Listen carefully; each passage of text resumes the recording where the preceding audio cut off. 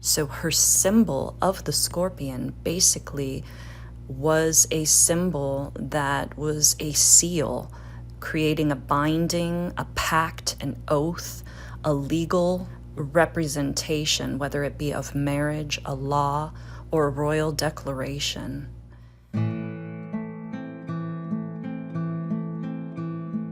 Greetings from the Pacific Northwest. You're listening to Symbolic Studies Episode 10. I'm your host Mario, once again joined by my lovely wife Michelle.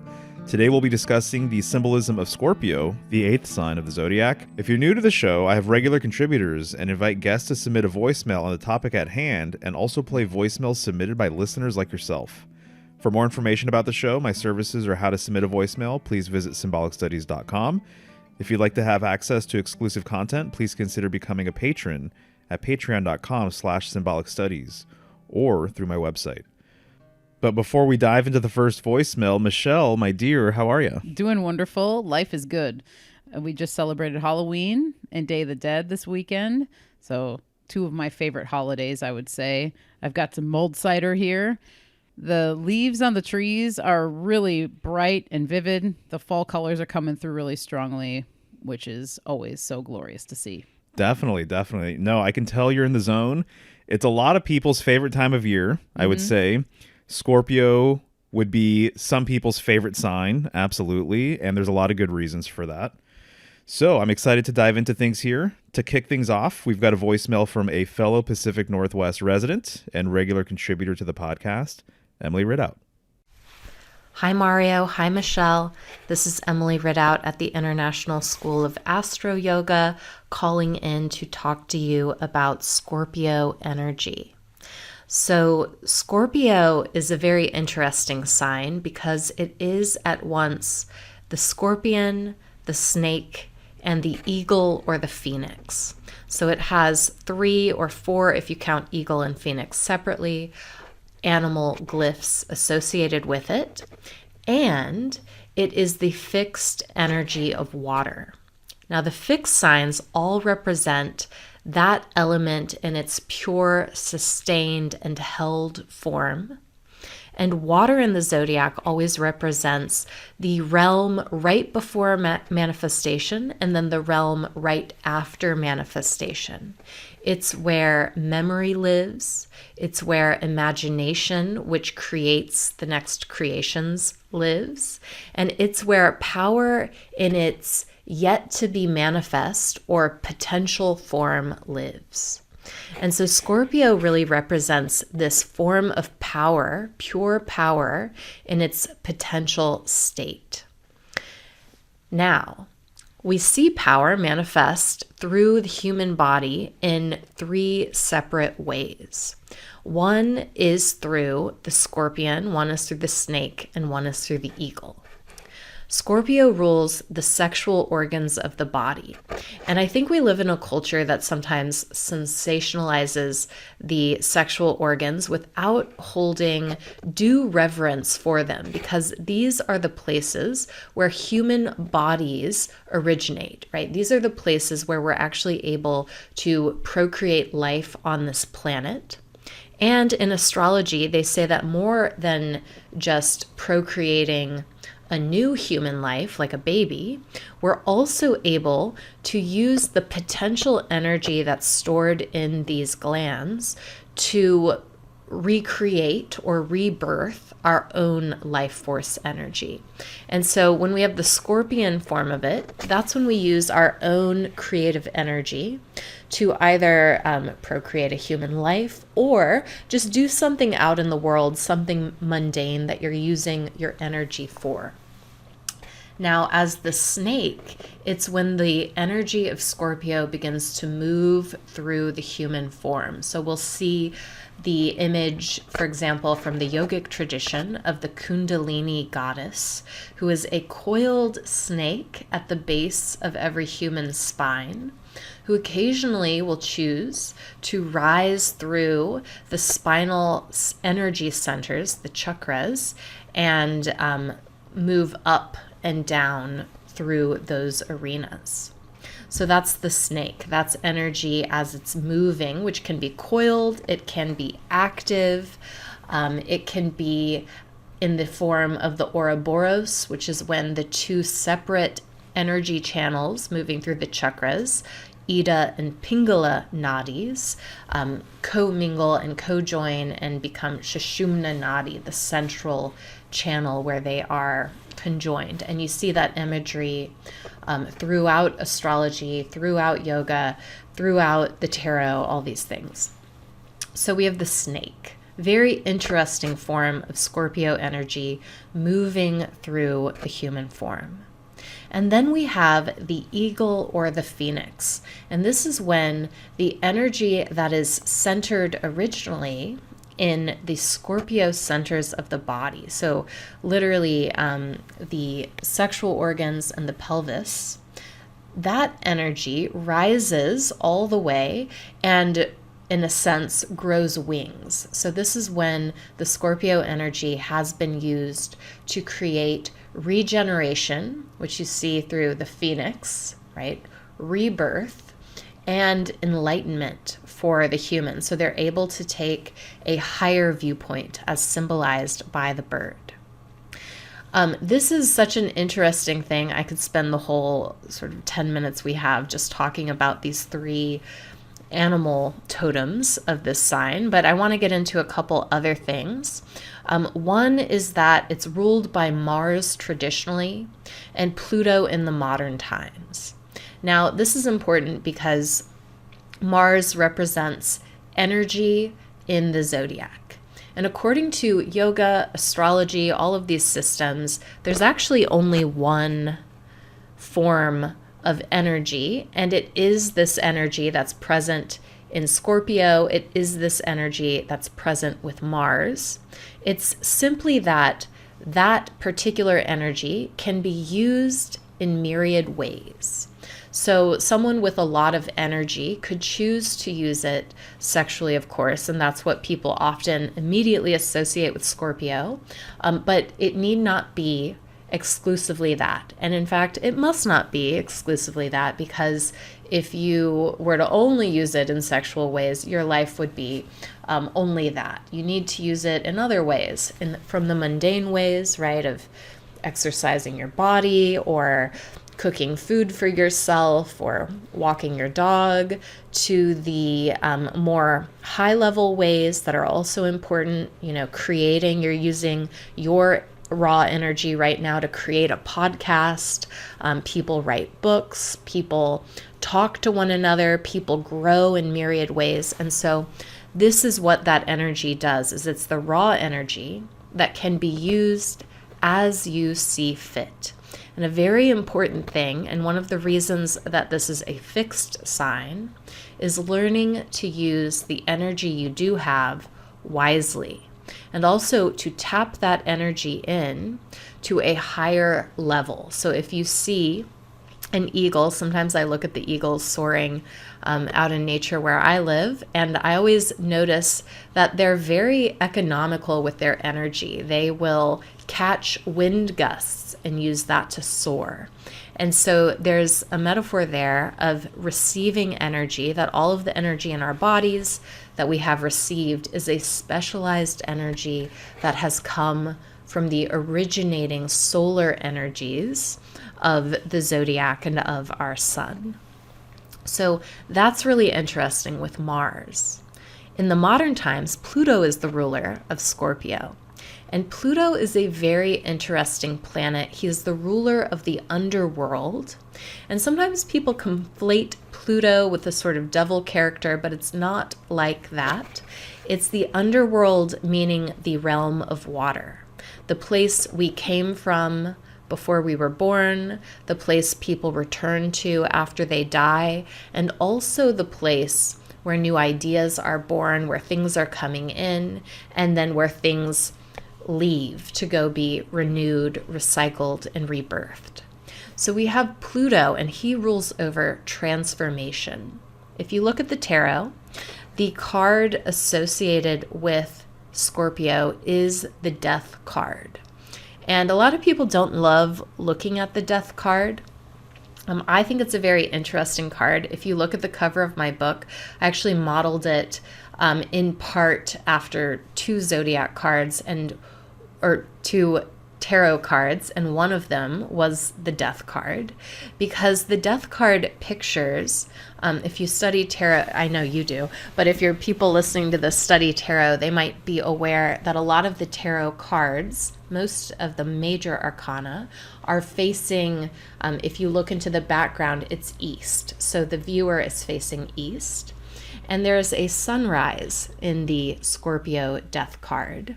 And so even though the card says death and it pictures a sort of grim reaper in most decks, what's actually being pictured is rebirth. You'll see that he's reaping something, which of course is the end of something, but it's also the beginning of something else. It's taking something from the past and making it useful. And this card, contrary to popular opinion, isn't just about human death, right? Or a sort of death of a situation. It's about the constant state of death and rebirth that's eternally happening in all of life. So your cells are dying and new ones are being born constantly. Your metabolism is burning away old and bringing in new. There's all sorts of things that are constantly being reaped and then used or tossed away. And that's what this card symbolizes at just the basic level, is this idea that change is the constant. And I don't want to get into it too deeply, but another idea hidden in this card in plain sight in a certain way is the ideas of love and unity. So the idea that nothing is actually separate.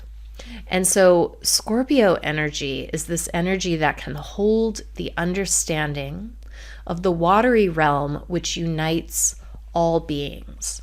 Furthermore, the watery realm unites the manifest world with all of the other realms, the realms of fire, of air, of ether, right? We are united with that through the element of water. And so there's a really beautiful connection there. And I won't go too deeply into the tarot card because I know I'm running out of time. And I also know you have a wealth of wonderful information on the tarot. So I'm sure you'll cover all sorts of things about this card. But I do like to bring it up because a lot of people don't like looking at the death card because for the same reason we don't like looking at the energy of death. But in Scorpio and in the death card are hidden this idea of rebirth, of the idea that we're constantly birthing ourselves, and that in order to grow into what we really do want to be and who we really do want to be, we have to allow past versions of ourselves to release and the new ones to come in. And we actually have to celebrate the ideas that we are all connected and also the ideas that we are growing in new ways.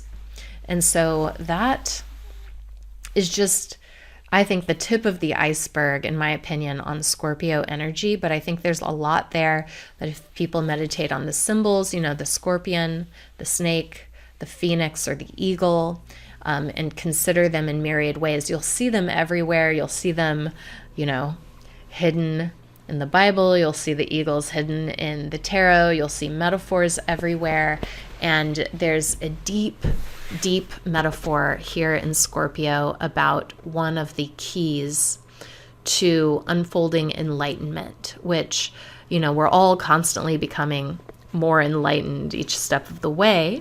But the wise people who did this left a map for those of us, trying to walk a path, trying to learn what there is to learn from these symbols. And so I always think it's an energy that offers great hope, and also an energy that asks us to use our discernment in how we choose to use the powers available to us.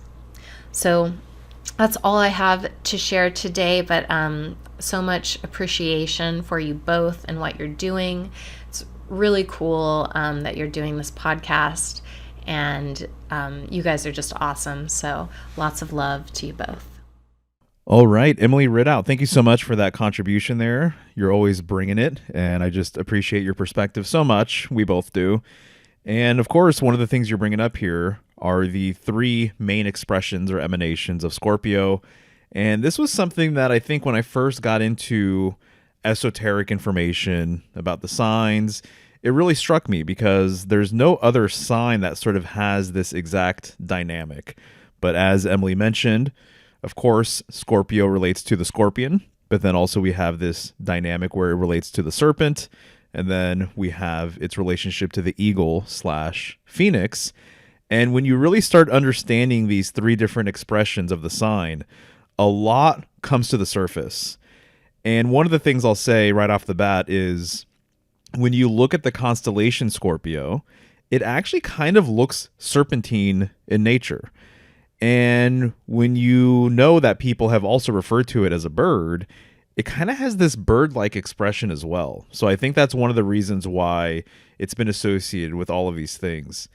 In fact, I've read multiple times now that the Scorpion constellation used to be a serpent, or there are deities that are associated with the Scorpion that were once serpentine in nature. This is something that I've come across in several different ways. So there's kind of variations on this theme that the serpent or snake sort of preceded the scorpion, and that the serpent and snake have a relationship with the scorpion itself.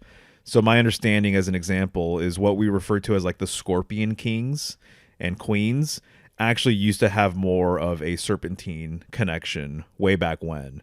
So if you look sort of at the primordial aspect maybe of the scorpion, you can say that there is this relationship with the serpent. And when you look into scorpions as well, it's often said that the scorpion is just really, really, really old.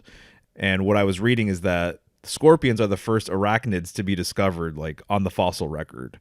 So there are scorpions that are very, very old and have been around for an extremely long time. So there's certainly a lot going on there. Of course, the phoenix has this whole entire mythological aspect with rebirth and sort of becoming anew, rising from the ashes, right? So to me, that plays in very well with Scorpio season and the sign of the scorpion, because the old ruler of Scorpio is Mars. And so we're dealing with this fiery sort of energy, even though it's a water sign. I almost think when I think of Scorpio, I do think of a cauldron, kind of like a witch's cauldron. Yeah. I think of boiling water, things like that. That reminds me of the sign very much. And in fact, the cauldron is really a good sort of symbolic association because the cauldron is used to transform things, transmute things. There's an alchemical aspect to, the witch's brew, if you will, or even just cooking in general and the domestic arts. Hey everyone, I hope you're enjoying our discussion on Scorpio symbolism so far. If you aren't already aware, I have a series called Symbolic Secrets that's only available through my site or via Patreon. At the moment, I'm releasing one episode for every major arcana card and have released 18 so far. That's about 18 hours worth of exclusive content. Links for everything can be found at symbolicstudies.com, or if you want to go straight to Patreon, you can go to patreon.com/symbolicstudies. This is also the perfect way to support the show for only $5 a month. All right, back to the episode. I'm glad you brought up the cauldron because that's part of my notes of the things that came through for me when Emily was speaking. And one of the things that this voicemail made me think of is the preparations we do for winter. And a lot of that happens in fall. And we are going to be using the harvest that came from the summer and the fall and turn that into something that can be used throughout the winter, whether you're going to can it or you're going to dehydrate it or you're going to freeze it. You're going to use probably a cauldron or some sort of vessel to change and transmute those ingredients into something edible. And that's one of my favorite things about this time of year. I literally just had a full week of doing these things and preparing ourselves for winter with meals and things that can be frozen and things that will last a little bit longer throughout the season of winter. Well, even let's just take a second to think about this as well.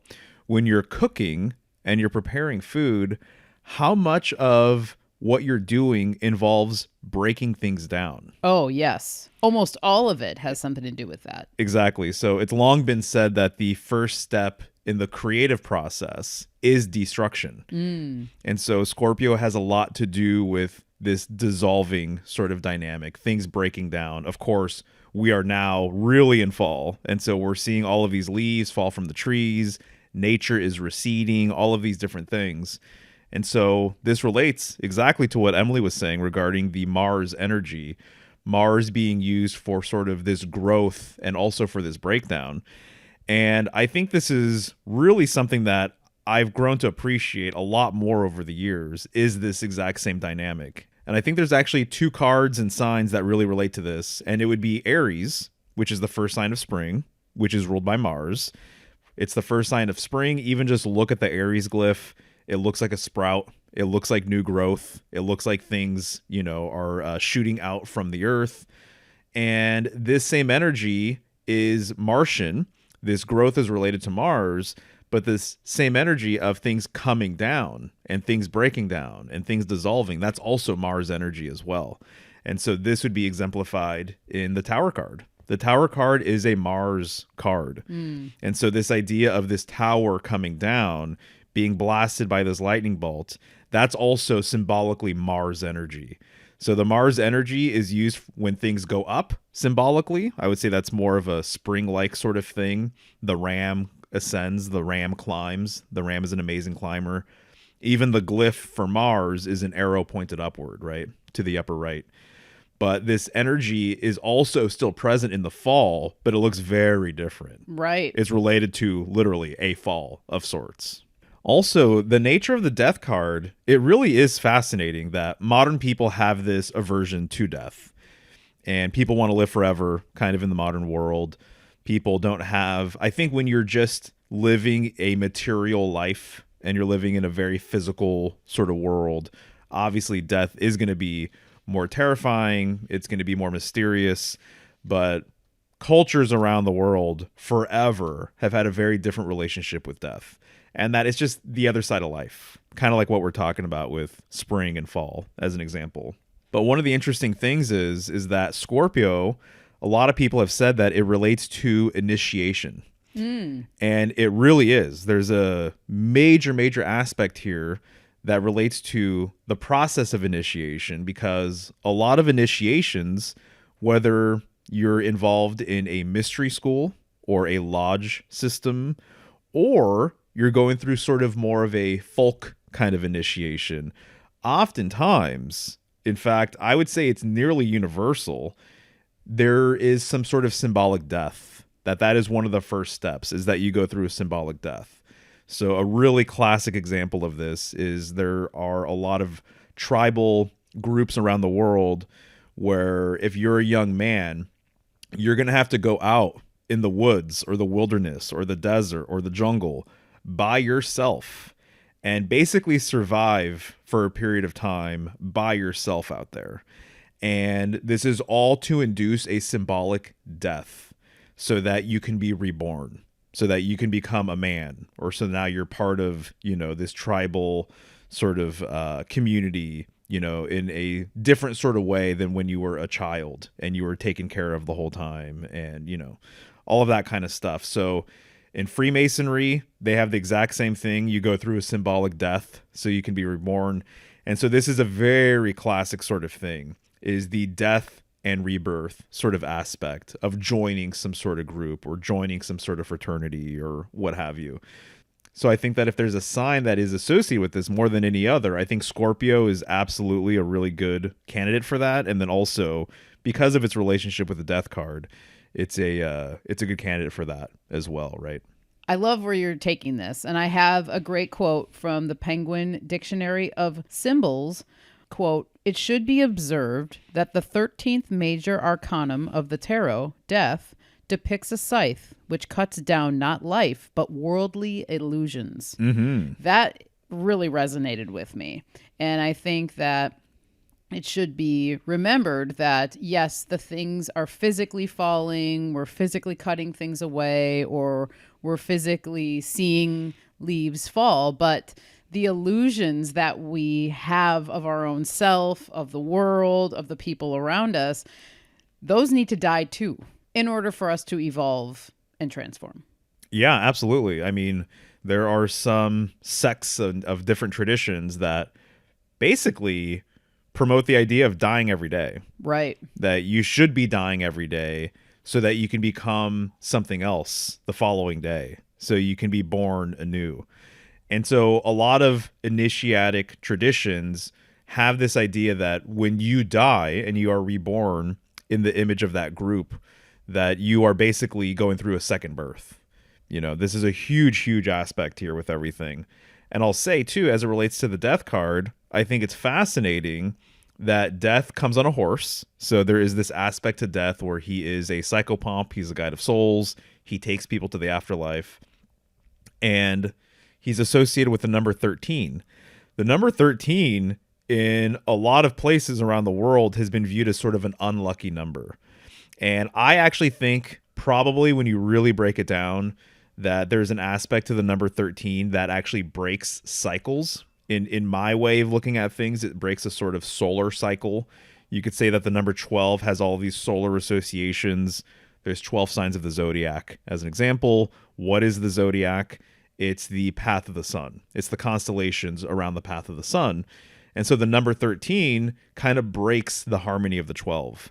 When we have 12 signs, it's really nice and convenient because we have this perfect wheel that is quartered. Each quarter has 3 signs.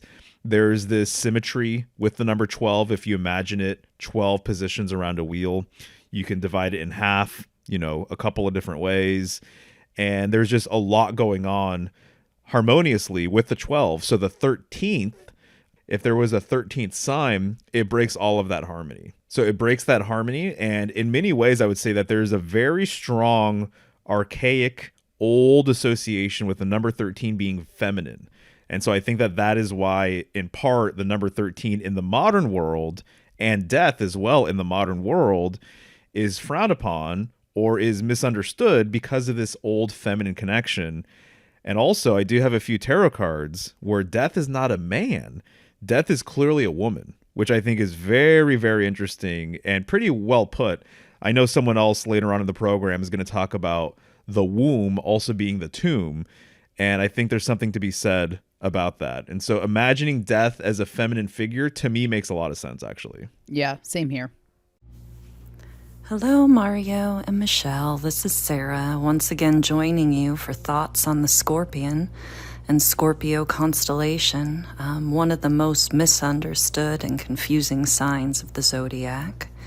And for today's talk, I'll be pulling from the following references: Babylonian Star Lore by Gavin White, the book Women and Religion in the Ancient Near East and Asia by Walter de Gruyter, and an excerpt from that entitled Venomous Scorpions and Venerable Women, the Relationship Between Scorpions, the Goddess Ishara, and Queens of the Neo-Assyrian Period, the Encyclopedia of Separation Science by Wilson, Adlard, and Cook, an article in Photochemical and Photobiological Sciences by Lagoria, Cordon, and Ariel, entitled Reviewing the Relevance of Fluorescence in Biological Systems, Night Side of Eden by Kenneth Grant, Last Will and Testament, and The Table of Alchemical Symbols by Basil Valentine, The 3 Books of Occult Philosophy by Heinrich Cornelius Agrippa, and Ptolemy's Almagest and Tetrabiblos. Scorpio, the Scorpion, a desert dweller living in arid lands devoid of the element that it has been designated to represent by the zodiac, water. It is the only insect represented in the zodiac and only venomous creature. It represents not only opposites, but a union of opposites, as we'll go through and see. This particular creature is also capable of something quite phenomenal, and it's called biofluorescence, which is inherent in the makeup of its exoskeleton.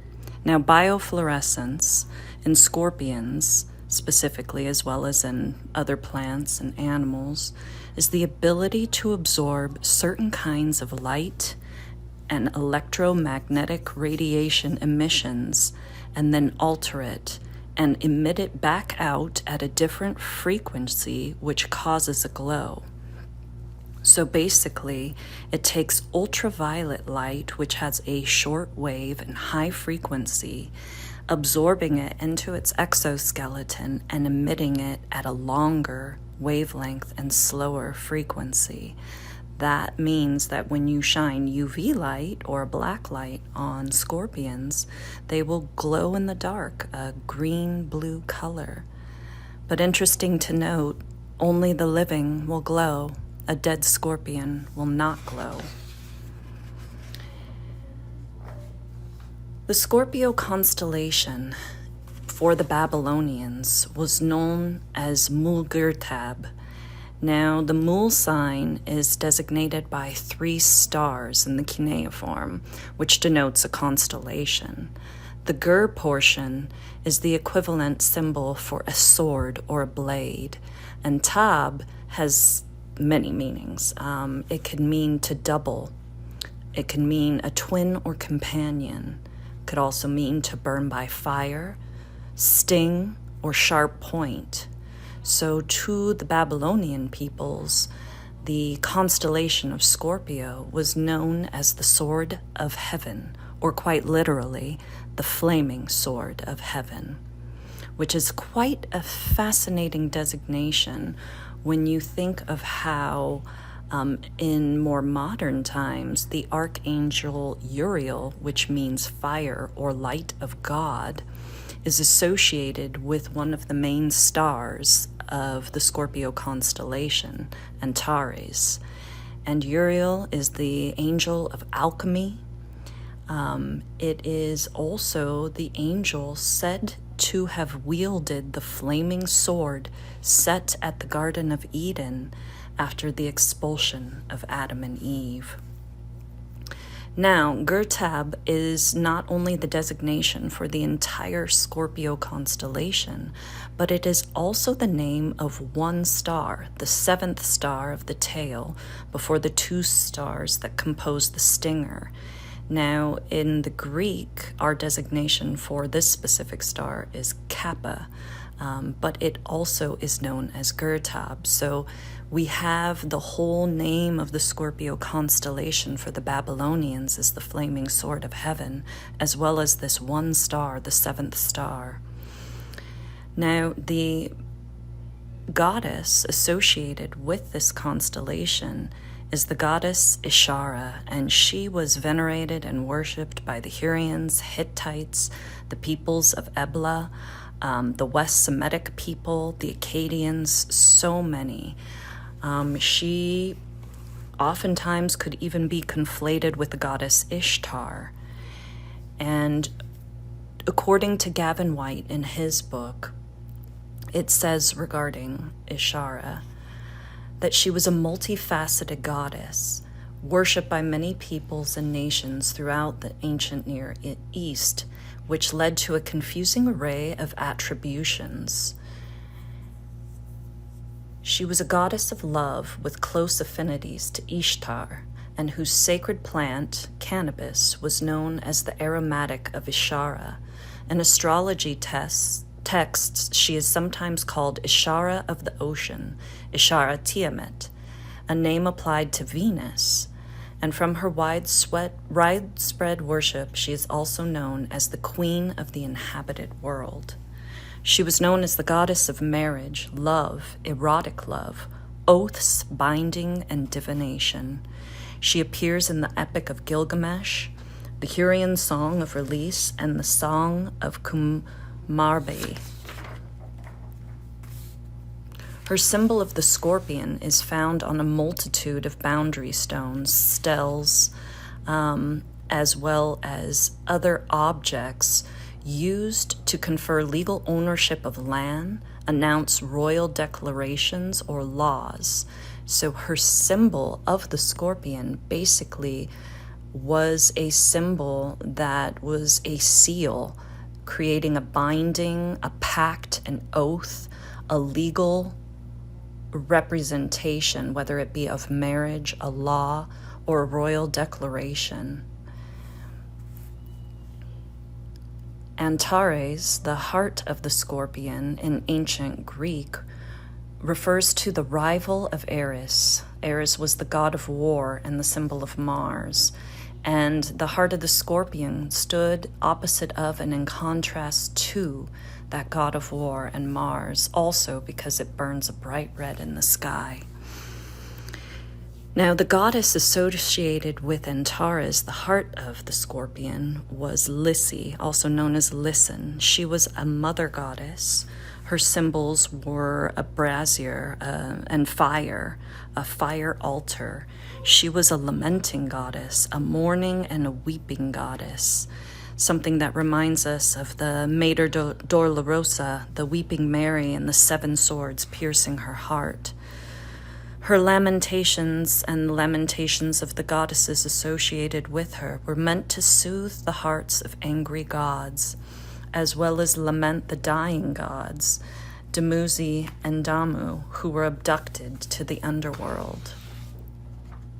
The underworld being a very fascinating thing in relation to Scorpio, because between the constellations of Scorpio and Sagittarius, we have what we know as the galactic center of the Milky Way, which just happens to be inhabited by a supermassive black hole known as Sagittarius A star.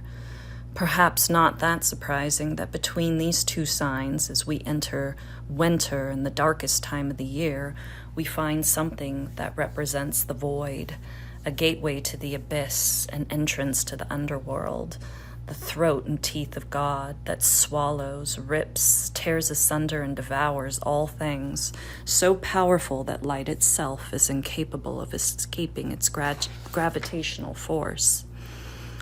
Which then leads us to the alchemical meaning of the Scorpio symbol, which is separation.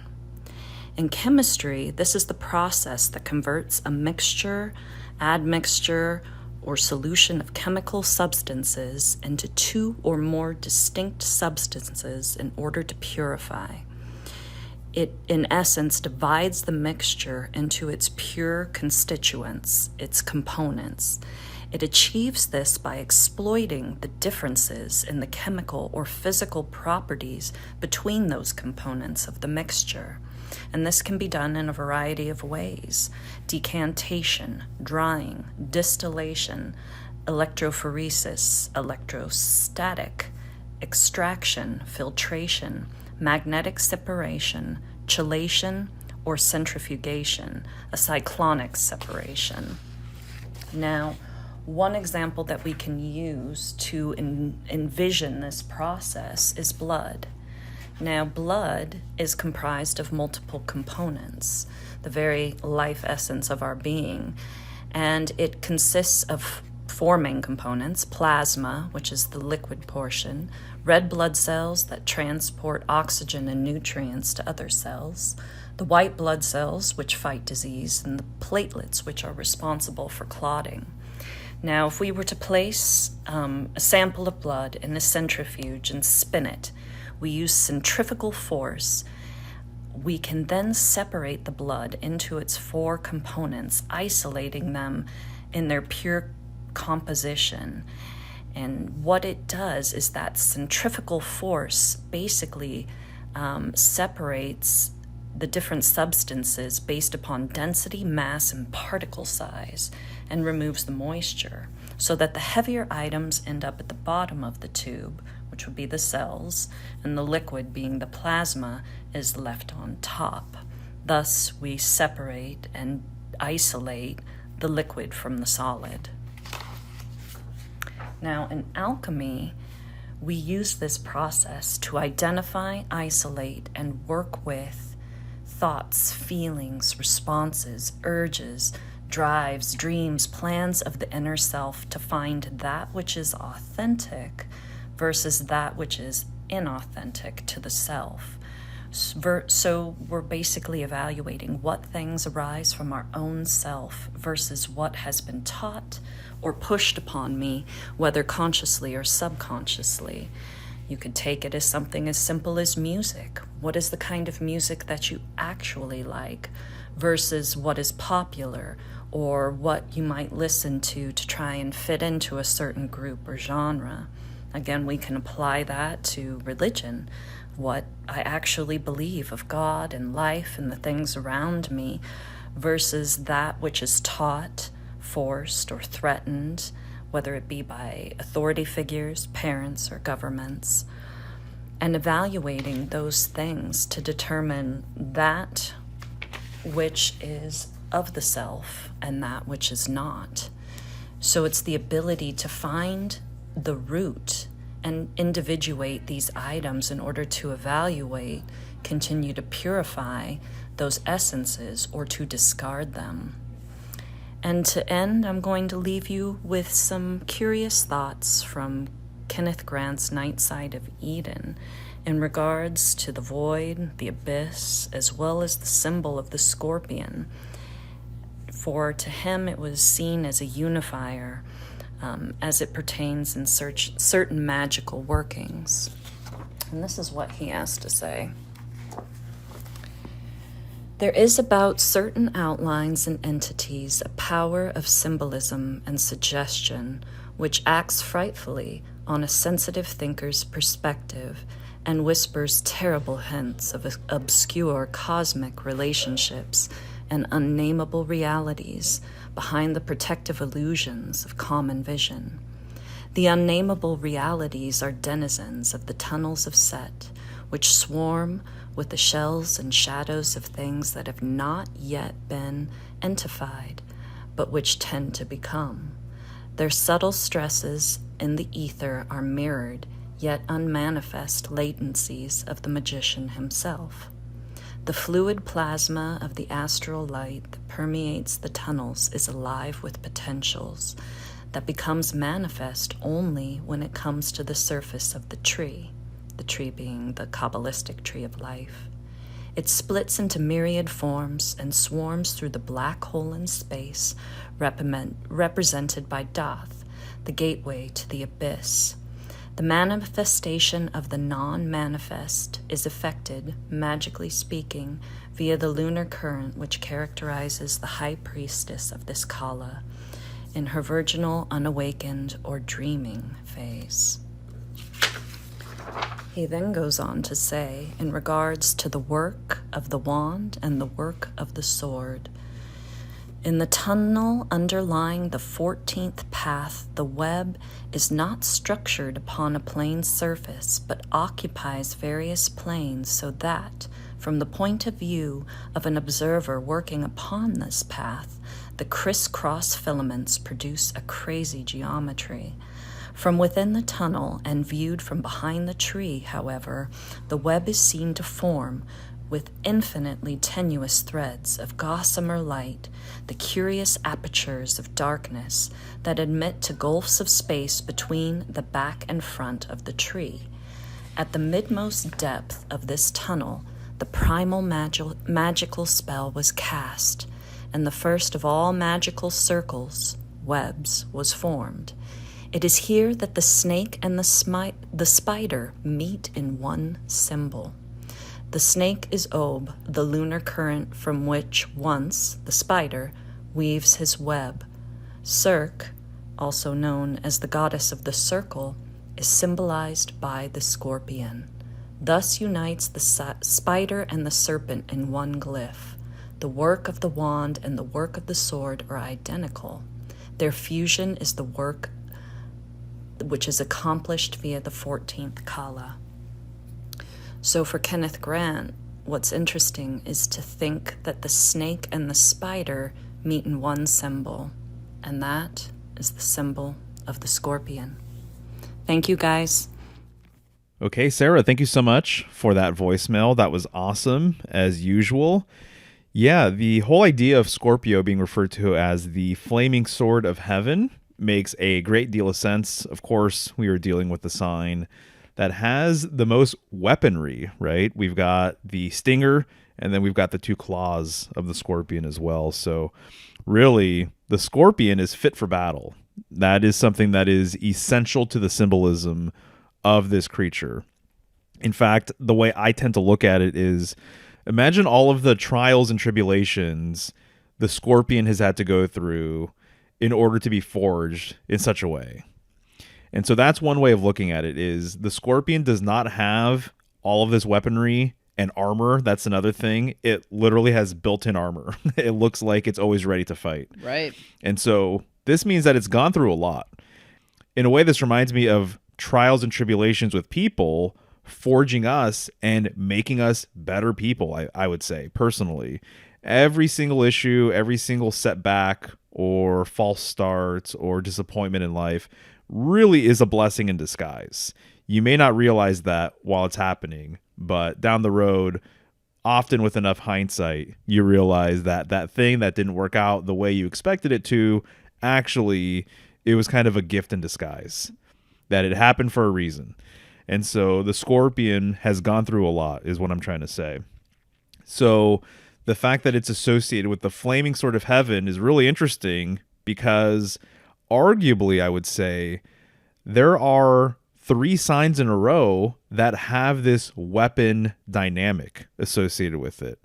It's not overt, but Libra has a very strong association with the sword. I talked about that, I'm sure, during the last podcast for Libra season, and how the sword and scale are nearly synonymous, which is why you see a lot of figures like Archangel Michael or Lady Justice holding a scale in one hand and then holding a sword in the other hand. And then, of course, you have the scorpion with its claws and stinger. And then, of course, we have Sagittarius, which has a bow and arrow. And so really, at the end of the day, the tip of the stinger of the scorpion is one and the same with the tip of the arrow of Sagittarius. In fact, sometimes they are pointing towards the galactic center. Sometimes they're pointing towards the area just south of Ophiuchus as well. That's a whole rabbit hole. We could talk about Ophiuchus and how it relates to the number 13. It's the 13th sign, and we're talking about the 13th card of the Major Arcana. That's not a coincidence. There's actually a very good reason why Ophiuchus would be associated with the 13 and why the Death card is associated with the 13. But this whole weapon dynamic, this piercing dynamic, also relates to Scorpio, in that there are other words that begin with sk that relate to this. So think of scratch, think of scalpel, think of screw, to screw something into a piece of wood. There's a lot of words that begin with sk and actually have a surprising amount to do with Scorpio symbolism. It actually goes on and on. Scorch, to scold. One more. I'm going to think of one more real quick. Skull, even. You know, the idea of a skull. This is underneath the surface of the skin. This is, right, something that's more hidden. Well, and you just said one that's coming to me, which is skin, which is pierced by something, whatever that might be. It can be pierced. Well, you're totally right. And what is the art of skinning? To skin something, what do you need? You need a blade. And so in order to skin something, you need something sharp. So it relates to that for sure, right? And so this reminds me of the whole dynamic that we've talked about before in other podcasts or presentations. The idea that the blade, symbolically, I found a lot of information. You would think, of course, that it's more so associated with a masculine sort of essence. But there's a lot to be said about the blade actually very strongly relating to the feminine, in that if you're going to be domestic, just like most traditional women have been, you're going to need a good blade, and you're going to have to know how to use that blade. So there is a very strong domestic arts relationship with the blade itself. And to me, just when I think of these 3 signs, but specifically Scorpio and the stinger of the scorpion, it does have this relationship with a weapon like a blade, which is designed to pierce and things like that, just like the stinger of the scorpion. There's also a connection with the scythe, which is also absolutely a blade as well. 100%, exactly. No, that's a great one. Also, scythe. Sk. I know we don't say it with the C, but it's SC as well. So 100%, that's a really good one. That completely overlaps with the scorpion stinger as well. Also, another thing that I did not mention earlier regarding the Scorpio constellation, some people have said, and I have this in some of my reference books, that it looks like a fish hook. So that's another layer of symbolism. And it does. It kind of has this curly end to it, and it kind of looks like a fish hook. This is interesting because the death card, the Hebrew letter associated with the death card, is Nun, which means fish. So we're talking about the fish hook. We're talking about water symbolism. And in fact, Aleister Crowley, in his version of the death card, not only does he put a scorpion in it, but he also puts the serpent, and he also has an eagle/phoenix in there. And because death is at the bottom of a body of water, presumably the ocean, he also has a fish in there as well. So he's covering all of his bases with all of this. Well, and there's also the fall harvest of salmon at this time. Oh, yeah. Yeah. So I'm sure there's an association there with that. Totally. And, there is a whole aspect to humans coming from primordial waters and also returning back to these primordial waters. In the Bible, it said that there are waters above and below. And of course, when we're in the womb, we're in amniotic fluid in the womb. And so there's a whole relationship there for sure. And we're the fish out of water while we're here in the physical. Yep, exactly. I really love the fact that Sarah brings to light the alchemical associations. And so she was talking about separation. We were talking kind of about separation and dissolution and dissolving and everything else, which is very much related to it. Of course, what does a sword do? It separates. The sword is related to air symbolism. And I've said this before. I know, obviously, Scorpio is a water sign. There's fiery elements associated with it. But if there's an object that associates with the 4 basic elements that relates to separation, it would be the sword. And I would say that air symbolism, because that relates to the sword in the tarot, air has a huge correspondence to division. And I see it that the 4 basic elements have a relationship with the 4 basic mathematical functions. Air relates to division, for sure. So we're talking about the alchemical process of separation, and here Scorpio is related to a sword. That's a perfect symbolic overlap, in my opinion.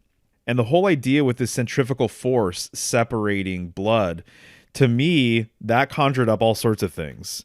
Because it's interesting that death, which we're talking about the sign most associated with death, it's been said that there's a dance to death. And basically that means that there is a rhythm to death, that there's a harmony to death, that there's a pattern sort of to death. There's a natural kind of beat to death, right? And so if you look back on all sorts of different traditions, oftentimes death is dancing, or that there's a parade associated with death. In fact, we just finished watching The Seventh Seal, and death was leading kind of a small parade at the end of the movie, and they're playing music and everything else. So this dance of death is really common, or the association of dancing and death is very common. Also, this relates to the idea that there are some scorpions that will kill their mate after mating.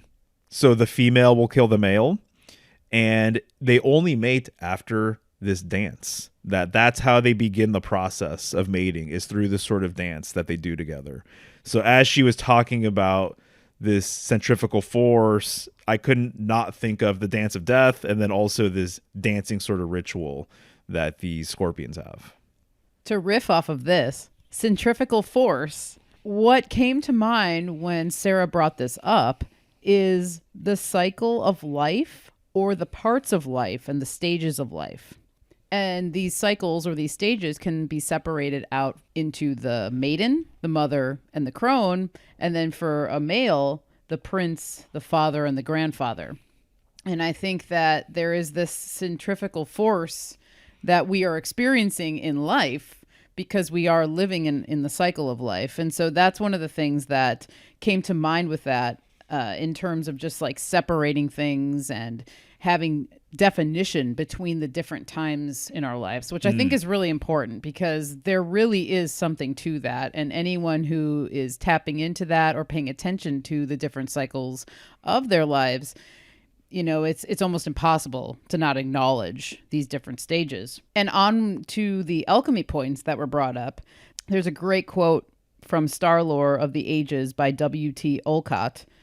And he says, "The alchemists held Scorpio in high regard, for only when the sun was in this sign could the transmutation of iron into gold be performed." Mm-hmm. Now, we've talked about this before, but with Scorpio, this is like so perfect. And it kind of even goes along into what we were talking about earlier with the transformation and the scythe maybe cutting away these worldly illusions. And it's a time to use this energy to turn something into something else.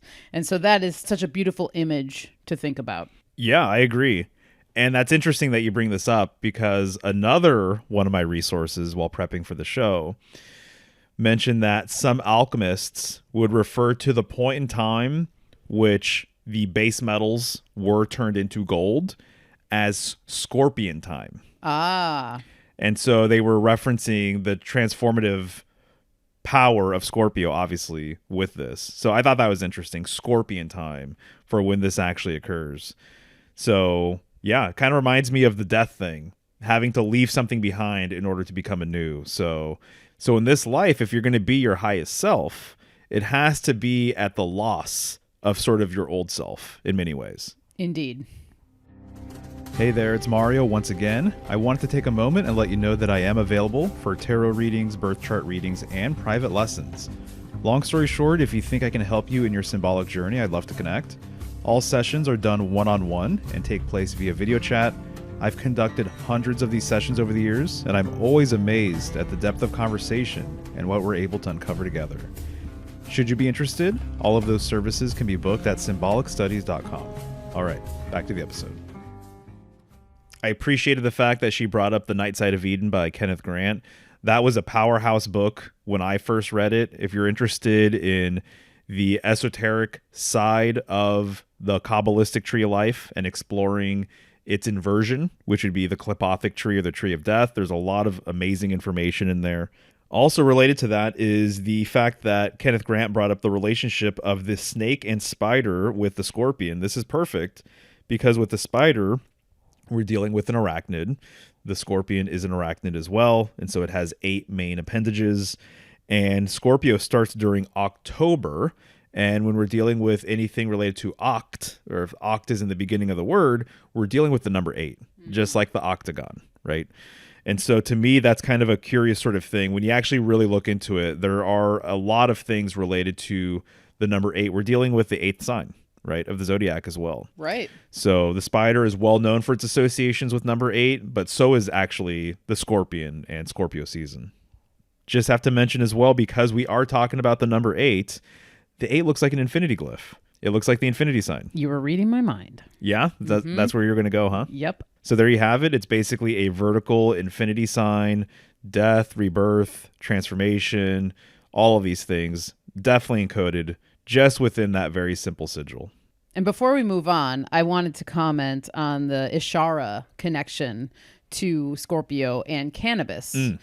Because I love cannabis, and also this time of year, at least here in the West, is cannabis harvesting season. Oh. So it's usually takes place on the cusp of Libra and Scorpio, but a lot of it takes place within the Scorpio season because you might be harvesting or physically cutting your cannabis during Libra, but a lot of the transformation of the cannabis happens during Scorpio and beyond, because when you're drying the cannabis and then when you're going into the curing phase of cannabis harvest, that's when all the flavors and the terpenes and things are really developing. That's when the actual real true essence, in my opinion, of the cannabis comes out, is when it's being cured in closed vessels and it's being given that time to actually come into its own. And so I feel like there's something very, very sacred and potent about that with the cannabis and the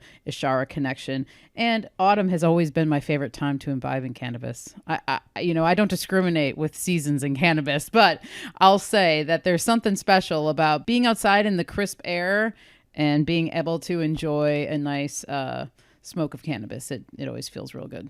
Excellent points all around. I didn't know where you're going with that, but that makes a lot of sense. Hi, Mario, Michelle. Thank you again for having me back to dive into the mystery and magic of Scorpio season. There's a lot I would love to talk about, but I've made a few notes here to sort of keep me on track of things. And if I don't run out of time, I would like to pull a rune at the end of it to tap in or tune into Scorpio symbolism.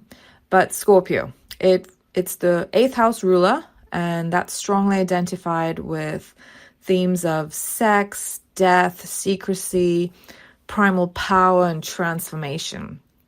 So for me, when I'm trying to decode a symbolism, especially an astrological symbol, I like to try and trace it as far back as to its origins.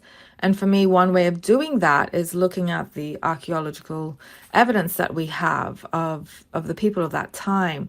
How did they think about it? What was their artistic depictions? What do they tell us about the associations that they drew between this animal, for instance? And there were two main aspects that I found with the scorpion. And I'm probably going to be focusing more on the Mesopotamian area because that area is really rich and prolific with scorpion symbolism in artistic depictions. And so I'm going to be focusing on two main aspects of the scorpion in symbolism, and one being its astral aspect, and the other being the chthonic aspect. How we're connecting sky to earth, that connection between, and in terms of the astral, the significance of the constellation, of course, and the time of year that occurred was prominent in the skies, as well as the chthonic aspects in terms of how it relates to humans, human life and the agricultural cycles, the fields, those aspects, as well as death, of course, and sex. So, so let's get into it. So I traced it back. I was trying to look at, where is the oldest, oldest appearance of scorpions in human history.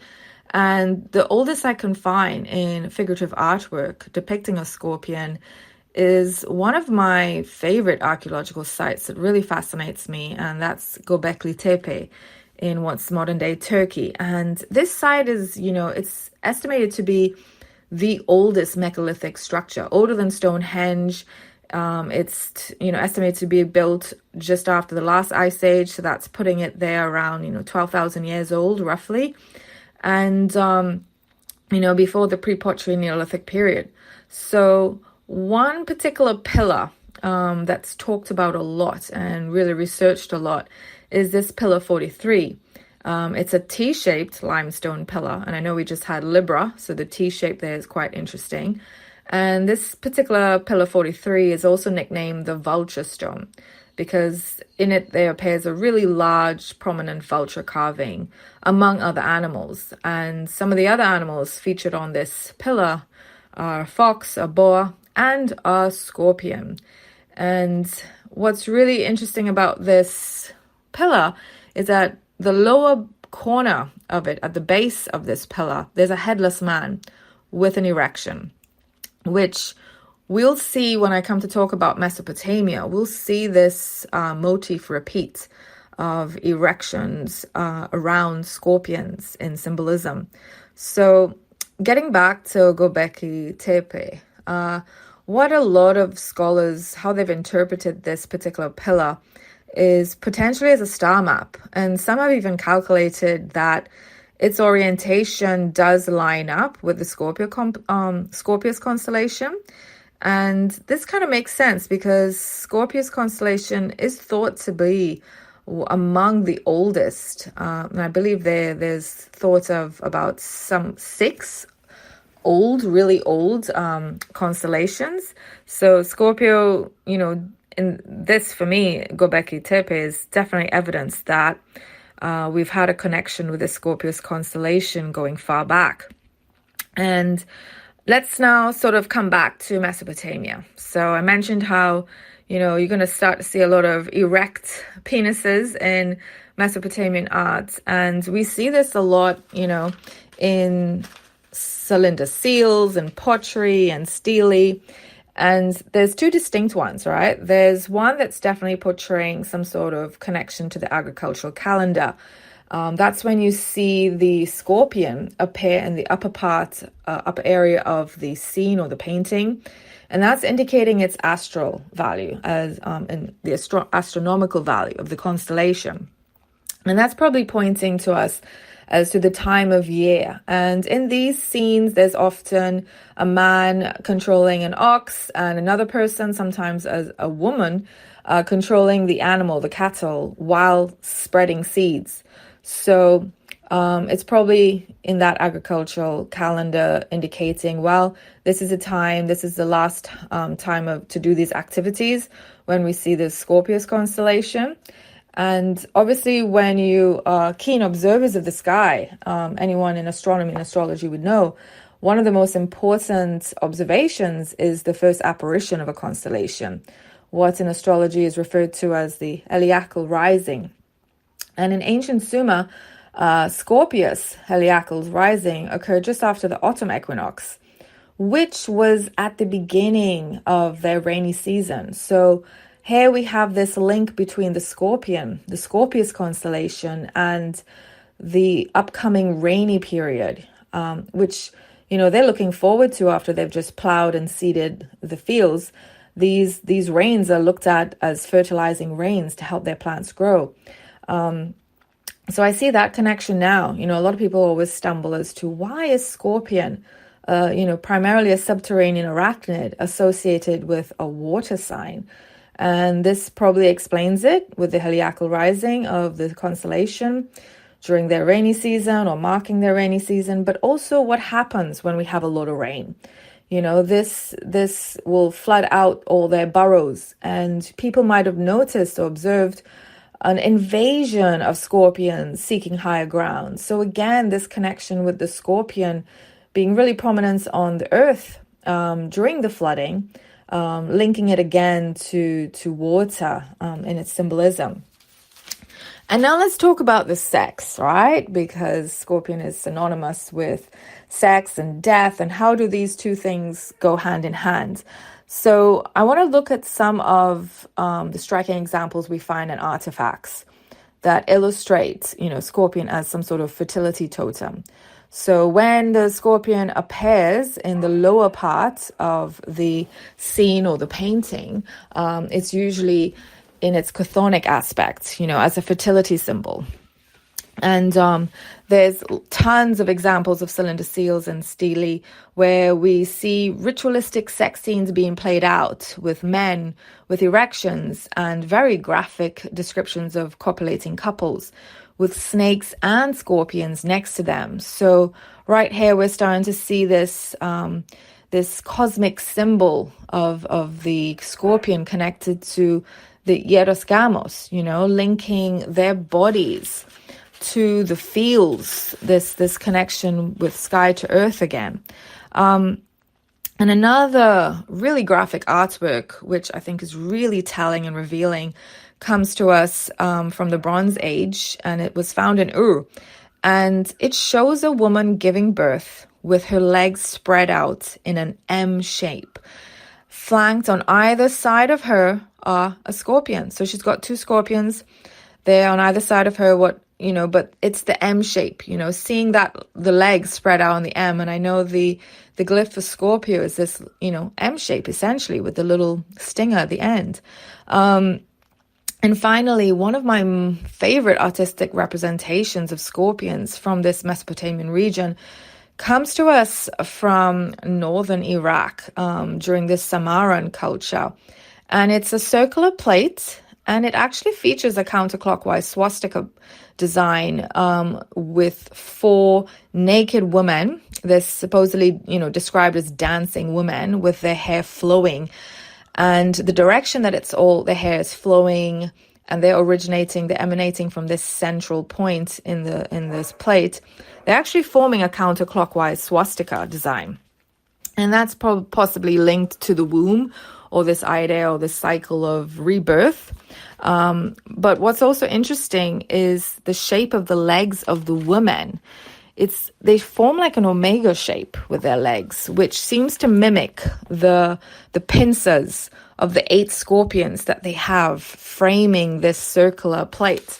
So it's really beautiful, and I do encourage anyone to try and search this Samaran ceramic plate. But, scorpions, we start to see this connection. Obviously, they're deadly. There are quite a lot of them that are venomous and fatal to humans. And the sting is often described as a burning sensation. So it's perfect for this dualistic nature of the feminine as both life-giving and life-taking. And, a good example of that is the epic poem of the Enuma Elish that tells us of Tiamat, the goddess. She creates 12 monsters, one of them being a scorpion, and she sends them out to destroy her children, the younger gods, in revenge for killing her lover, the Apsu. And whether this was just a cosmic map, a mnemonic, story to lay out the cosmic map, just as we see with, the tale of Mithra slaying the bull, or Artemis sending the scorpion to kill Orion. These are potentially cosmic maps, that is tailored to their geography and to their cultural ideology at the time. But coming back to sex and creation and the womb, we always have this idea of the woman being the womb and the tomb. The womb is that cauldron for growing life. But it's also a tomb because sadly, many women go through miscarriages and stillbirths. And that's where the womb is now essentially a tomb. But also this idea of, we saw a lot of erect penises in the artwork depicted, right? And the idea of the erect penis, the hard penis, entering the woman's vulva, vagina. And after the peak performance of this act is culminated, the penis emerges flaccid, and it was sort of seen as a death, weakened, dead. And here we have this sort of archetype of the devouring mother. Stories like a fish swallowing a phallus is clear example of this, And I haven't really found that many male deities associated with Scorpion. It seems to be largely feminine based. But when we do find like half men, half scorpions in the archaeology, they're often acting as warriors or guardians. But there's numerous of goddesses across cultures and geographies that really embody this mystery of sex and death. In Egypt, we've got Serket or Selket. She's a scorpion-headed goddess of healing, magic, and a protector of the dead. And she sometimes, merges with Isis a little later on. And then, of course, we have the story of Isis and her 7 scorpion guardians. And in Mesopotamia, throughout different time periods and different regions, there's many goddesses whose iconography, who are represented by the scorpion. We've got Bao, we've got Ishara, Ishtar, Inanna. And again, we're starting to see a little connection with Venus as well in here. But then if we look at India too, there's also the goddess Chalama, who's linked to the scorpion. And I believe, is it the Aztec or somewhere in Mesoamerica? We have, and I hope I pronounce this right, Malinaishko who's also a scorpion goddess. And talking more about, sex, as we're on that topic, think of sexual orgasms, ecstatic dance, and entheogens. What do all these have in common? They all produce a euphoric trance or dreamlike state. Sometimes people even describe it as like a near-death experience. And I think we have that French term of the little death, le petit mort, of the orgasm. And I thought about this when I was thinking about the Samaran pottery of the naked dancing woman with the scorpions. It made me consider, well, was there a psychoactive property in the scorpion venom? So I did a little digging up, and I found that science tells us that the venom does contain neurotoxins that target the nervous system, the parasympathetic nervous system, which can possibly trigger a dreamlike or pythonic prophetic trance state. And I found, interestingly enough, in Pakistan, they have a dangerous drug trend of scorpion venom consumption. And in fact, many parts of Southeast Asia have this tradition rooted for centuries of smoking or inhaling a burning scorpion or ingesting parts of it, by crushing up the scorpion and mixing it with a little bit of hashish or tobacco. And it produces apparently a really long-lasting hallucinogenic high. But again, it comes with some risk, right?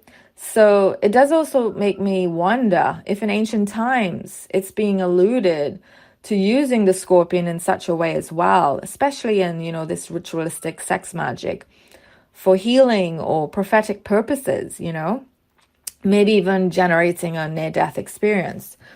And, finally, oh God, I'm really talking here.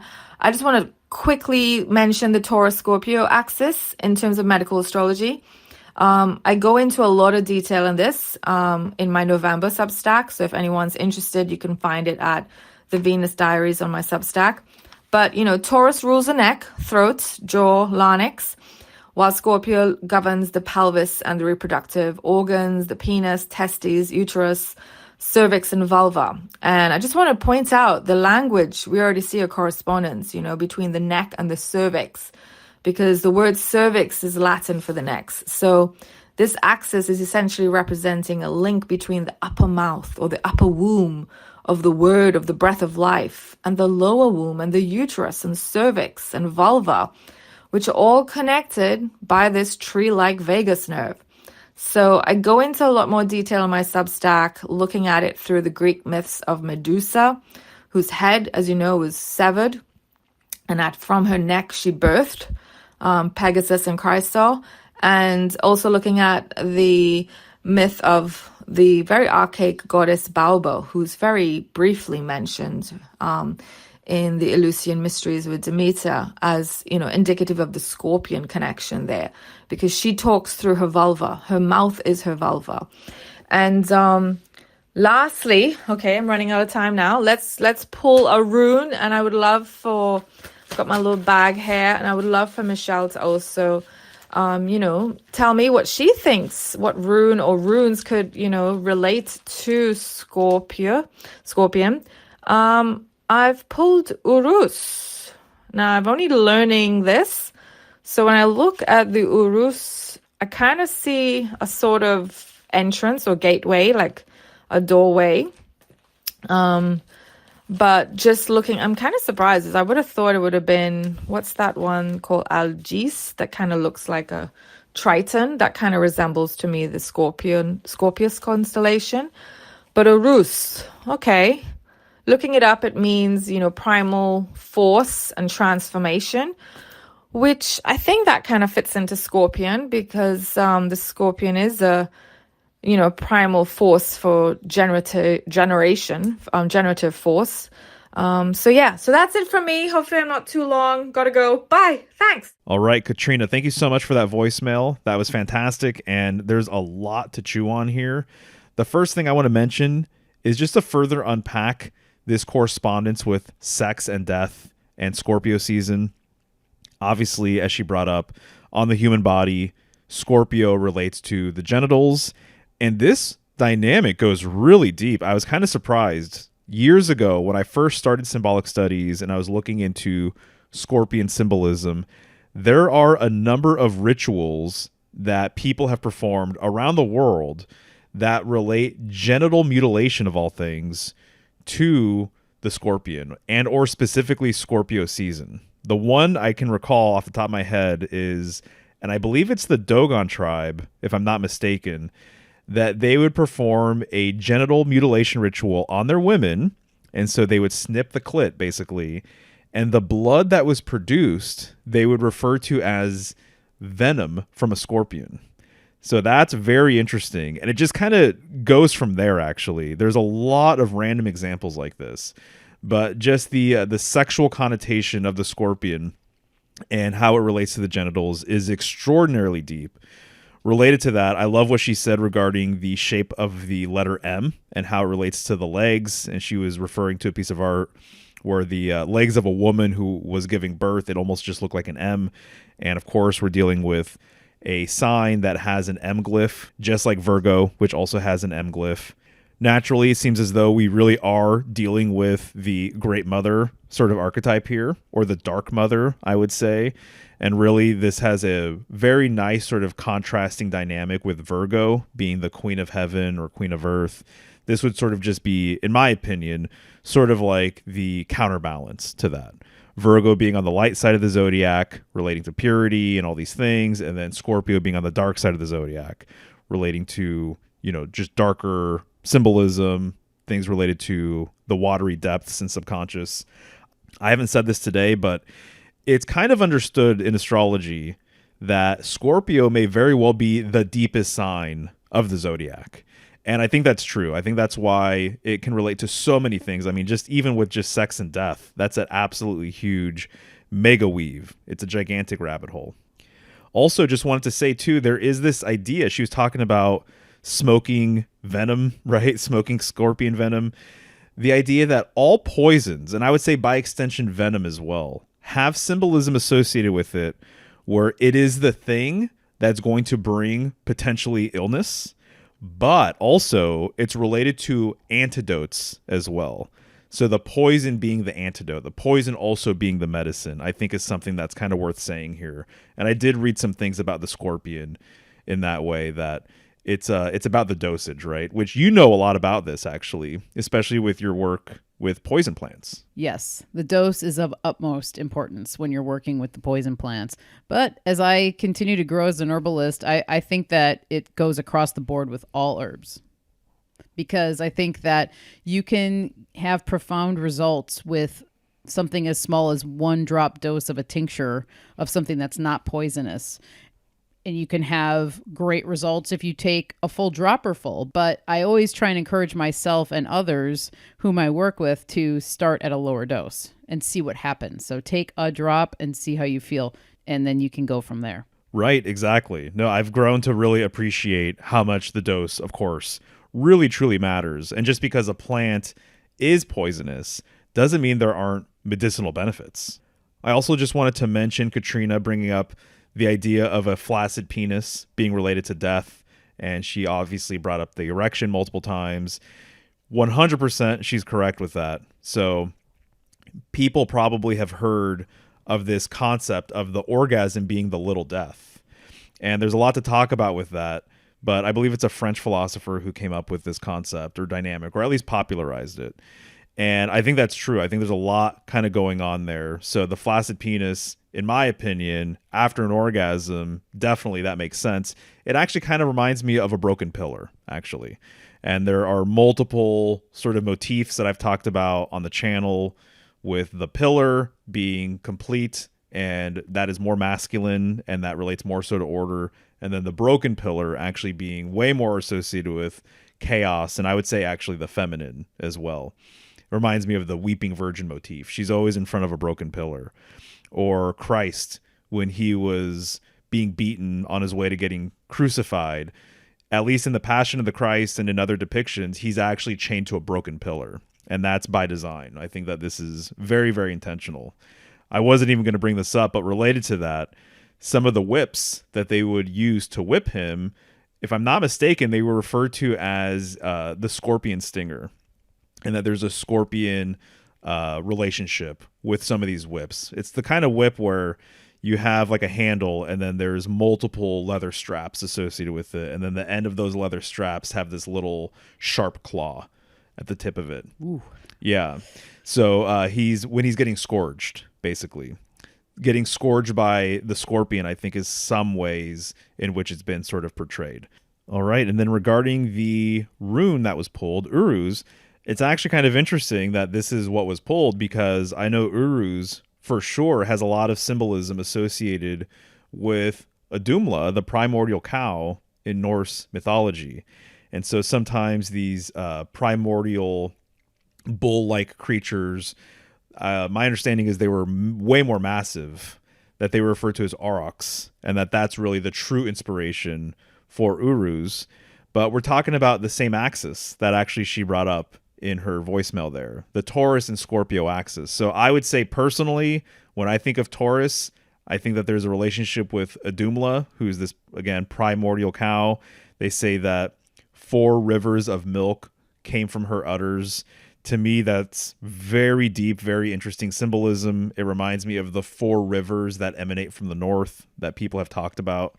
And so she's related very much to that. And a lot of cultures have a cow playing a pretty significant role in their origin story. Manly P. Hall, I've discussed this before, but he opens up his huge epic book, The Secret Teachings of All Ages, talking about cow symbolism. And he has a painting with like 8 or 9 different scenes that are associated with the cow and the origin story of different religions. The golden calf is there. The Apis bull from Egypt is there. There's a lot of different cows and bulls there. Taurus you can see in the sky. And so Uruz to me relates to that very strongly. And just wanted to mention, because she also brought up, funny enough, Mithras, the slaying of Mithras, the slaying of the cosmic bull. And when you look at pretty much all depictions of this scene is called the Tauroctony scene. You will see a little scorpion pinching the testicles of the bull. And so when the scorpion is rising symbolically in the heavens, the bull is falling. So you're going to find multiple stories related to this, that the bull falls when the scorpion is coming up in the heavens. And so to me, that's sort of echoed in the Tauroctony scene there. So this is what I pick up from her poll, is that it's speaking to the axis between Scorpio and Taurus. Yeah, I love those points. And Uruz sometimes is referred to as particularly in the book Magical Alphabets by Nigel Pennick. And what he has to say about specifically is, quote, denotes the limitless power of the universe, the awesome embodiment of unlimited creative potential. So to me, that makes sense with the bull as well, because when I think of a bull, I think of all the potential stored up energy that the bull has, and that how it's slow and lumbering to begin, but once it's going, it's like barreling through. And it's kind of like, the snowball effect sort of thing. It's like, it's going to be pretty hard to stop that once it gets going. And there's also an element of untamed energy. And whom I brought up the last episode, Ingrid Kincaid talks about this as Uruz being a rune that will help you question, what is it about myself that I have tamed? What is it that I could untame so that I can basically, at the end of the day, in my opinion, getting back to more of your primordial essence of who you really are. Well, primordial really is a key word here. As I said, Adumla is the primordial cow. And when you look into you are, one, there's a lot of different references to There's a city, an empire, there's an old game. There have been groups and sort of mystery schools. I'm thinking of the group as an example that make reference to But is really kind of this original essence, this original power, this original sort of quality, which is why also Ursa major, Ursa minor, which I go on and on and on about all the time. So the is really, really a powerful combination of just 2 letters there and says quite a bit. Hello, Mario and everyone at Symbolic Studies. I am Son Leejin of the House of Seraphim, here to talk about the astrological sign of Scorpio. In this time, in this season, the sun has descended into the 8th house, a sector of the sky which is below the horizon, unseen. So the sun, being an illuminator, brings awareness to all the unseen sectors of life, like investigation, the occult, sex, taxes, debt, and also honoring things that are no longer visible to us, like certain holidays, the Day of the Dead. Just as Aries is the first sign of the day cycle, being Mars, Scorpio is the first sign of the night cycle, being ruled by Mars as well. They are great investigators, barbers, surgeons, and cooks, very useful with tools, and also they make very good pastors because of the knowledge, the sun, of the hidden realms of life, like religion, like the soul. They're very prolific in these areas. Its emotions are very intense. It also deals with the secretions in the body. For the woman, it is the menstruation, and for the man, it is the semen itself. They are very magnetic in nature, They know how to attract things, and they know how to persist with great intention to get whatever they want. The three deacons of Scorpio are serpents, Hercules, and Ophiuchus. Ophiuchus is the healing side of Scorpio. Scorpio also deals with the hormonal system, the vitality of someone's mood, the vitality of someone's health in general is strongly connected to the 8th house and the sign of Scorpio. And this was my astrological take. Thank you so much, Mario. Peace. All right, Sun Leejin, many thanks for that contribution there. Much appreciated. I love what you said about Aries being associated with the beginning of the day cycle, right? Being the first sign of spring, and then also Scorpio being the first sign of the night cycle. To me, that's intriguing for sure, because they're both ruled by the planet Mars in the traditional sort of system. You could say that Libra is the first sign of that night cycle, but I see exactly what you're saying. So to me, that was pretty interesting. And also the whole idea of secretions in the human body being related to Scorpio is something I hadn't heard before, but it does remind me of venom and the secretions of that venom from the stinger. And I don't think anyone's mentioned it yet, but scorpions, it's been said, are immune to their own venom. And this is something that you're going to read time and time again. If you look into mainstream sources, this is sort of what's said. But also, on the other hand, I've read that scorpions can commit suicide by stinging themselves to death. In fact, one of my most controversial videos is me actually showing video footage of this happening. If you look into esoteric resources, you will find this old tradition of people surrounding a scorpion in fire, a ring of fire. And when the scorpion cannot get itself free, then it'll choose to commit suicide by stinging itself to death.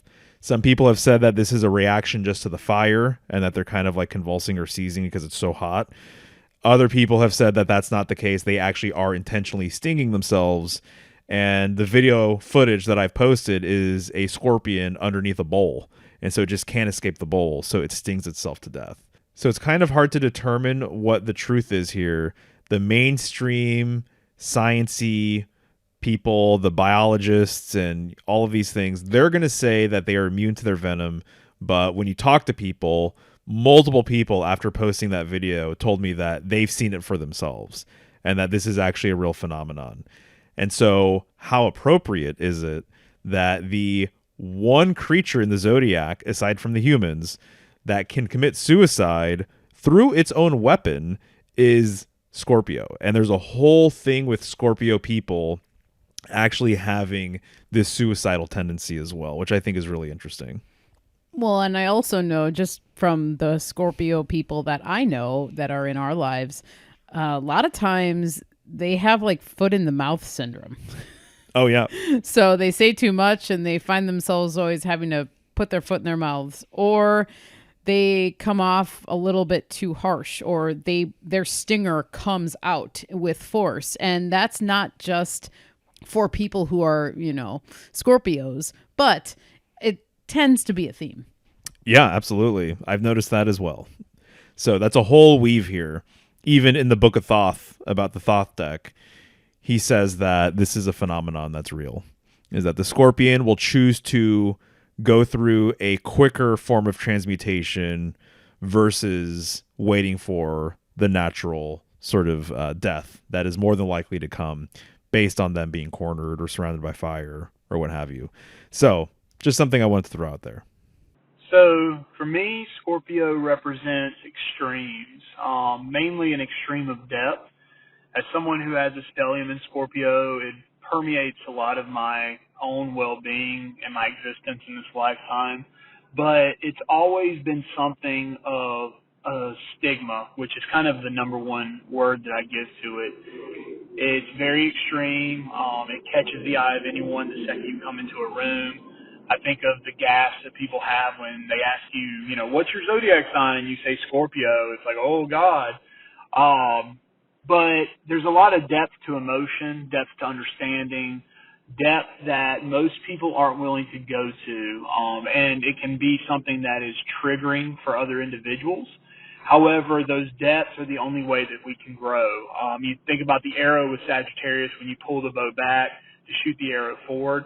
That pulling back of the bow is something that I consider to be Scorpio. The Sagittarius is moving forward, which is the next zodiac sign. Scorpio is that depth and that going back to reflect on the life before. I'm very proud to be a Scorpio, love being a Scorpio. I love the depth of understanding and the transmutation and transfiguration that comes with being a Scorpio birth sign. Very excited, appreciative to be a part of it, and hope this helps. Okay, Ash, thank you so much for that voicemail. Absolutely, people get triggered with things that are dark and spooky, but yet people love it as well. Halloween is one of the biggest holidays of the year, and this is when people get to dress up like a ghost or a skeleton or a vampire or something along these lines. And so I just want to highlight one thing. In my opinion, we're living in a pretty dark age. And it's interesting to me that on one hand, people love darker things, dark music, dark movies, darker sort of themes in, what they like to consume on a media sort of level. But people, when it comes down to these topics, have very little understanding of this stuff, and they don't want to dive into these mysterious waters. And so people have this natural aversion to death. And I think also it's because people are living a very physical life. And so everyone is thinking physically, kind of orienting their actions just on a very physical level versus a level that is more so related to spiritual concerns, a qualitative life, things related to the divine, which transcend the physical and they transcend the material. So because modern people, and especially, we live here obviously on the West Coast in the United States, modern Western people have an aversion to death because they only see things physically. And so to them, physical death is the end. To someone who has more of a spiritual bent, they're probably not going to see things like that. So they're going to have an understanding that there is such a thing as quote unquote eternal life, or that there are these cycles, that there is sort of a reality beyond just the physical, right? There's the metaphysical. But if you have no metaphysical understanding of things, then death does seem like the ultimate end. So then it makes sense that people would have this natural aversion to going there. But the initiate, the person who is interested in these things, the person who is interested in spirituality, if you want to put it that way, or interested in symbolism or interested in metaphysics, they realize that death isn't something to be worried about. In fact, it's something to be understood, and it's something to sort of respect, and it's something to kind of be integrated in many ways. Yeah, I think the acceptance of death is probably one of the more challenging things that people have to realize that they must accept in life. And there's a lot of people that never do, but, to each their own. This reminds me of an entry from the Bible that was in Barbara Walker's book, Secrets of the Tarot. This is Psalms 49:17. When he dieth, he shall carry nothing away. His glory shall not descend after him. That to me is a really great way of describing what you're saying, and as well as the themes that go along with Scorpio. Yeah. You know what's interesting, actually, what you're reminding me of is it's pretty much traditional to show the death figure in the death card. He oftentimes has a scythe. Interestingly enough, sometimes he has a bow and arrow. And so in the Visconti Sforza deck, which is one of the sort of most traditional decks you can get, very, very old, influential deck, he has a bow and arrow, which is related, in my opinion, to Sagittarius. And there's a whole major overlap with Sagittarius and Scorpio. But it's traditional to show the death figure in a field with his scythe. And what do you see on the floor generally? What do you see on the ground? You're going to see severed heads. You're going to see bones. You're going to see hands. You're also going to see objects of wealth, crowns, jewels, gold, silver, all of these things. And there's multiple levels to the symbolism. One of the aspects of it would be that death and sort of these underground kind of adversarial figures like the devil are often associated with precious metals because they're unearthed. This is their domain. The underworld is their domain. So what's underneath the surface of things, that is sort of what they rule. And so they are often associated with these things that you get from deep within the earth. Also, it reminds me of kind of what you just said there, of just what you are not taking with you upon death. You're not taking your riches. You're not taking the glory that you had here and the material things you're maybe able to acquire here, or the sort of good works in a way that you accomplished here as well. No matter sort of what your life was like, death is coming for you. Rich, poor, young, old, it doesn't matter. Your time is coming at some point. Hi, I'm a Scorpio myself. I'm an artist and I'm currently having an exhibition in France. This exhibition talks about death and mourning, grieving. And during this exhibition, I set many events. And one of them is a death cafe. It's a special moment to talk about death. So I invite people who are here to talk about their own experience about this or mourning. And when I'm here, I think I'm right in my place. I'm fitting this space very well. I'd say that Scorpio love to talk about taboos. We don't like taboos, and so we want to set them free. And we are not afraid about that. It's something like our aim or goal. I don't know. Yeah, that's it. Okay, Camille, thank you for that voicemail. Yeah, the Scorpio people I know, they definitely do not like taboos. They like to go deep. They're very passionate people. They like to talk about very dark subject matters. They like to talk about mysterious things. They oftentimes, at least the Scorpionic people we know, are really into like researching and things like that. They're always looking into something.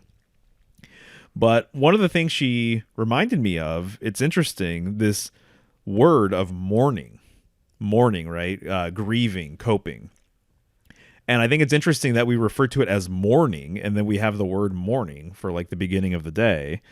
And when you look at a lot of death cards, I'm thinking of the Rider-Waite version of death, you will see that there's a rising sun. And so in the foreground, you have death on a white horse, and you have several people on the ground who have perished. You have people that are clearly mourning or clearly grieving. And in the background, in the distance, you often have twin towers, and you'll have this sun rising from between the towers. The twin towers, to me, represent a doorway or a gateway of sorts. But this sun rising, to me, it's just interesting that there are people mourning, and arguably it looks as though there is a mourning sort of occurring as well. And so there is actually an optimistic aspect to that card, in that death, again, is just rebirth. You know, death is birth, birth is death. You know, these are two sides of the same coin, essentially. So just wanted to mention that, because I don't think the word mourning has come up today, but I'm glad she brought it up. Yeah, indeed. And when I think of mourning, I think about how mourning, just like death, will catch up to you. And if there is a death of someone or something or an animal, and if you try to avoid mourning it, at some point it's going to pop up for you, and you are wise to deal with it. And if you don't deal with it, you know, it's going to manifest within you somehow. And a lot of times, if you don't go through that mourning process, the manifestation of it could become illness or disease. And so it is such an important aspect of death and life to be able to acknowledge that mourning is important. And so you cannot avoid either of those things. We can't avoid death and you can't avoid mourning. Everyone does it differently. Some people have more extravagant ways of mourning. Some people are able to compartmentalize it a little bit more or have more control over the emotions that come. But from a personal experience, a lot of times when there is a death, depending on your position within that person's life who passed, you may have to be the one that steps up and is a pillar or a rock for a person or a family member or a friend. And when you're the rock, sometimes you aren't able to mourn as you would in that moment. But, don't fear. The mourning will come and you'll have to process it then. And obviously, I think a lot of people try to avoid or suppress that mourning because clearly if you just lost someone that you cared about, that is hard to deal with. And I think that's one level of so-and-so is no longer with us, a relative or a friend or something like that. But I think the deeper kind of context is that you don't want to face your own mortality. Precisely. So that is the whole thing there, is that every time there is a death that you experience around you, this is your opportunity to face your own mortality, right? And there's a lot of beautiful things that come with death. As an example, how many times do people come together for the first time in years upon someone's passing?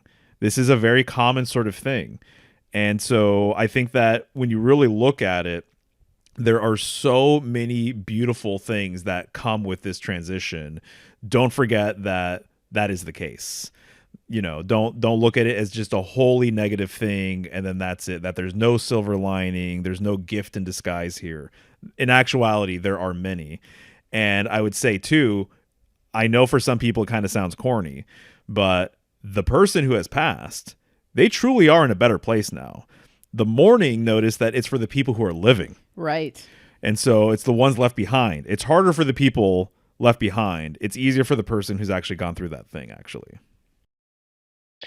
Hello, Symbolic Studies. My name is Seth. I'm Scorpio.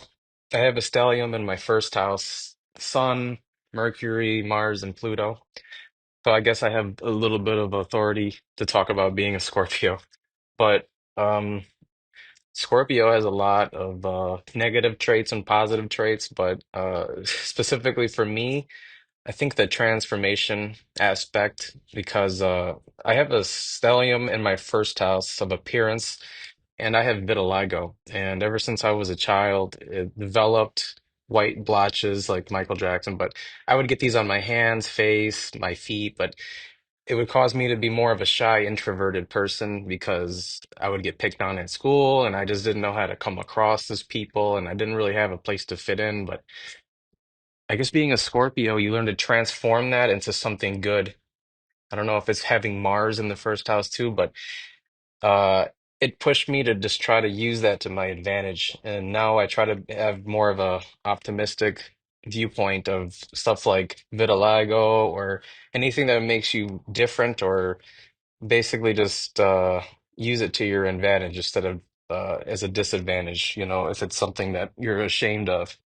But um, Scorpio is just like known to be like an alchemist and transmute that. Like the higher octave of Scorpio is an eagle.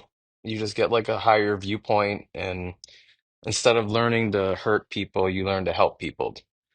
That's definitely like something you definitely encounter a lot of when you're a Scorpio. It's just people getting the wrong first impression of you, misinterpretation. You come off angry and you look angry, but you do just mean to love and everything. But um, also a water sign that has that much passion is gonna be looked at like a fire sign. And I do feel as though like Scorpio is the fire sign of the water signs, but I'm just gonna keep it short. I do appreciate it.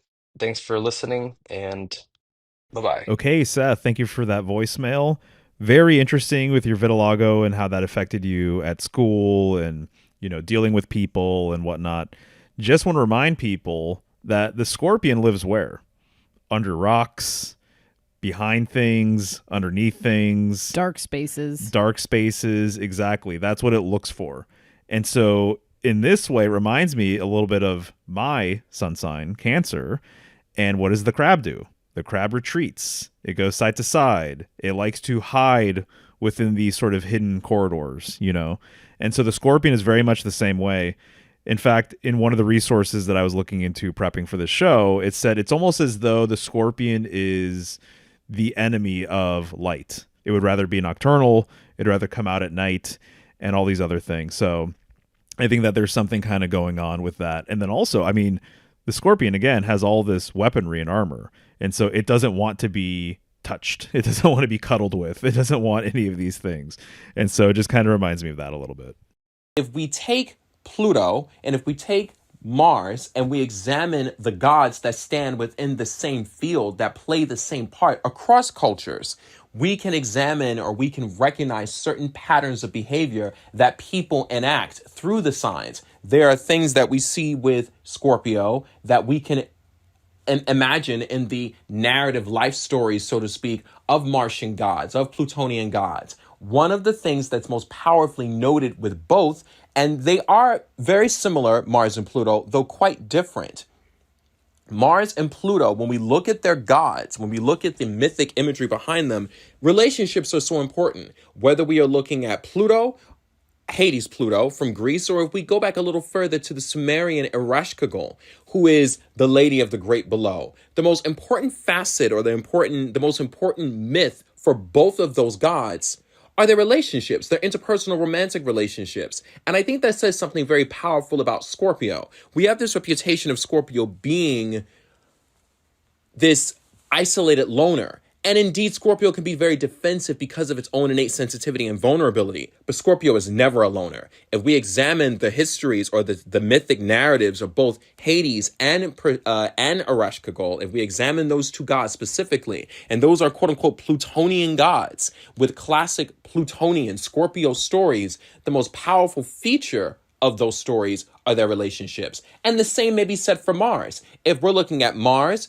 Aries, if we look at Nergal, if we look at Shango in Yoruba, it's the same thing. Or Ogun, for instance, in Yoruba. It's the same story. We're looking at a character who is, despite his self-assertion and despite his aggression, he is consumed with his interpersonal relationships. And I think that makes a very powerful statement about how codependent and relationship-oriented Scorpio is as the sign, and particularly as the 8th sign with the 8th house. All right, Tom, thank you for that voicemail.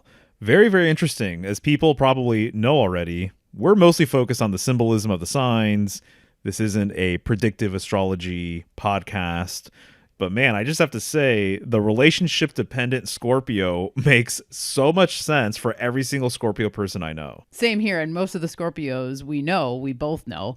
And one of the things that I've noticed about them is that they are quite dependent on the relationships around them, but they have a tendency to push those people away. Mm-hmm. It's really interesting. And it's almost like the thing that they need the most or they crave the most, the way that they can sort of come off sometimes, it's actually repulsive to other people. So that's really interesting. And that's actually the Scorpio's life as well. I mean, when you think about a Scorpion, most people are going to be appalled by it or they're not going to want to be near it, you know? And so there is that dynamic, but it's so intriguing too that you do want to be with it. You want to look at it and you want to understand it.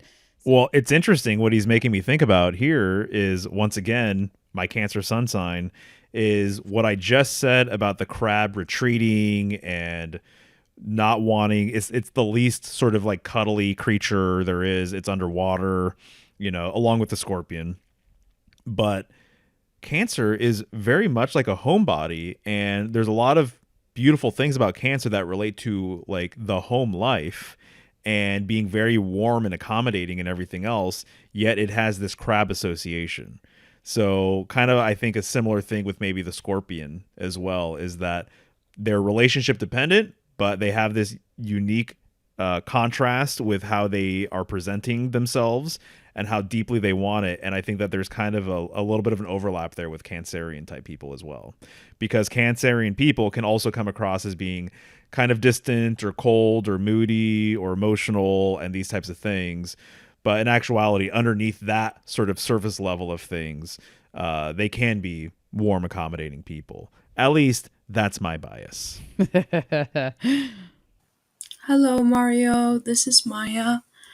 I wanted to bring up something about Scorpio that came to mind when I was listening to the last episode about Libra.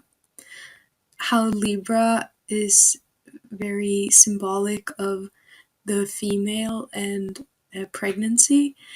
And I was just like, oh, you snip the umbilical cord when you birth a child, and that's kind of reminiscent of the claws in Scorpio.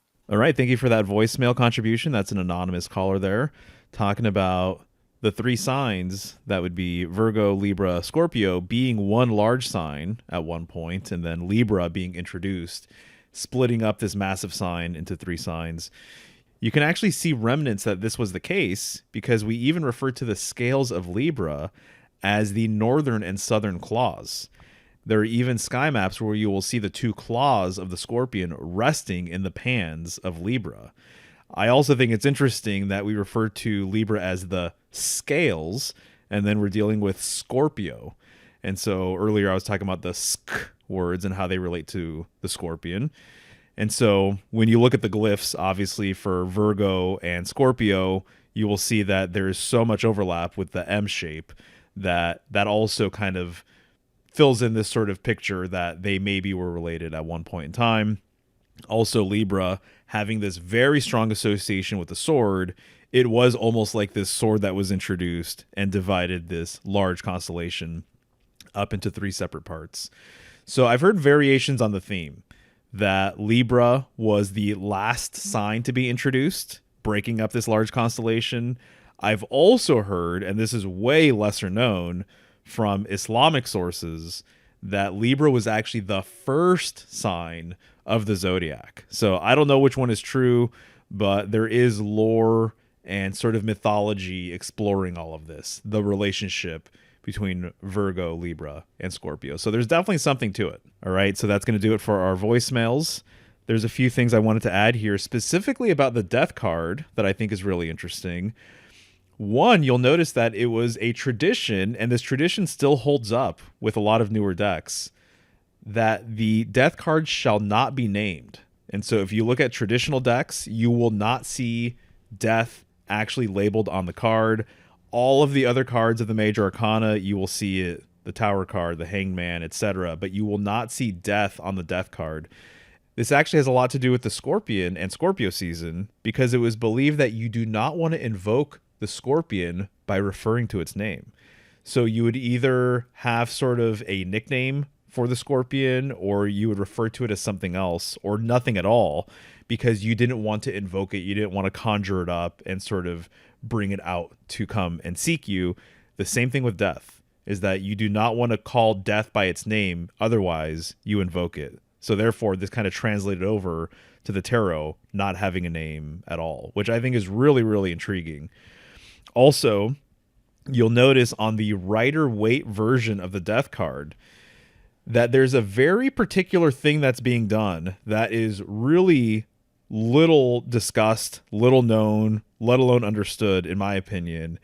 And it's the fact that there is a clear break in a line that goes from the very top of the canvas to the very bottom of the canvas. And it's because death is holding a pole that has a flag on it. Oftentimes in the death card, he is holding a flag that has a white rose on it. The white rose in the Eastern world is considered to be a funerary rose, so it's used for funeral purposes. So to me, that makes a lot of sense. But the pole goes to the very top of the artwork, and then it comes down, and literally the line of the pole basically creates an implied line with the leg of the horse. And the horse actually has one foot that is raised, and the other leg is actually down touching the ground. So you actually see this kind of clear line from the very top of the card, from the pole moving all the way down, and then the line continues with the leg of the horse. Now, why is there this line there? If there's a vertical line in a card, it means a lot. You'll also see in the Thoth version of the card that death has this line emanating from basically its crotch region. That there's this line emanating from there, and it's a very hard card to describe. So I will not describe it because it's a bit abstract. But there's a very bold line emanating from between its legs. And then there's this very bold line that's clearly there in the Rider-Waite version. And it's associated with the pole. So why would the pole be in this card? Why would there be this line here? My opinion is that upon death, as I've said in other presentations and whatnot, there's this old idea that the soul ascends to the north upon death that I've talked about. That the stairway to heaven actually goes to the northern sky. To the northern sky, as in the pole star, right? And so this would be the world axis, or the axis mundi, if people want to do more research on this. And it's the idea that there is this central axis that all things revolve around. This is more of an ancient cosmological, metaphysical sort of idea. But that there is literally this pole that everything rotates around, that it's the point of pivot for the whole entire universe. And when you look up at the sky, and if you're in the northern hemisphere, all of the fixed stars go around a central star, which would be the pole star or the North Star.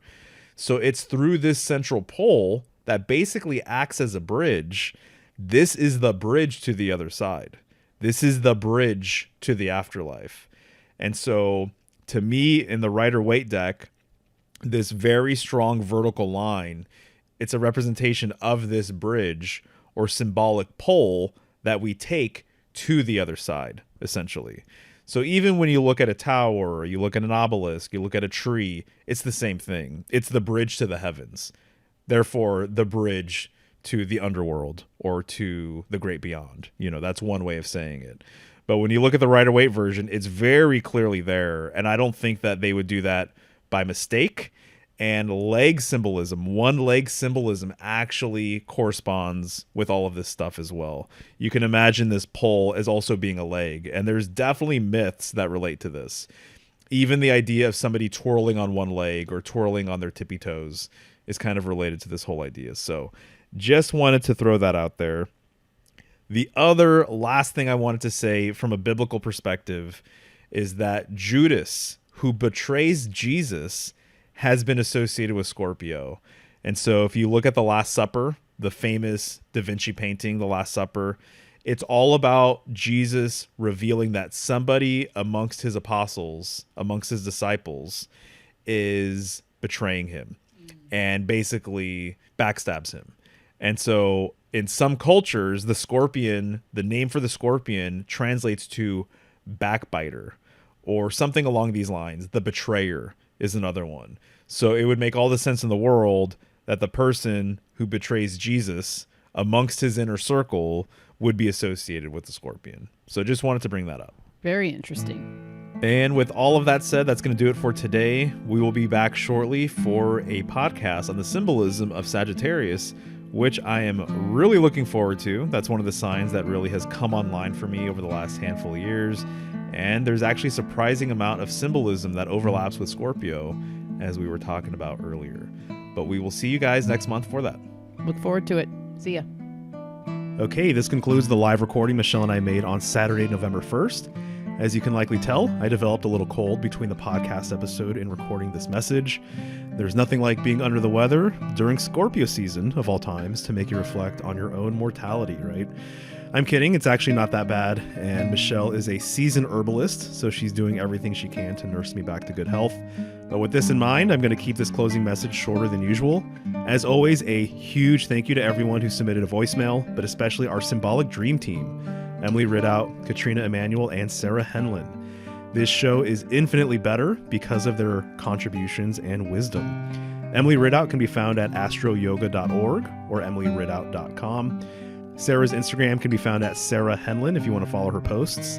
That's Sarah, SAHRA _Henlin, HENLIN. Katriena can be found at katrienaemmanuel.com. That's KATRIENAEMMANUEL.com. Or you can follow her Substack, The Venus Diaries.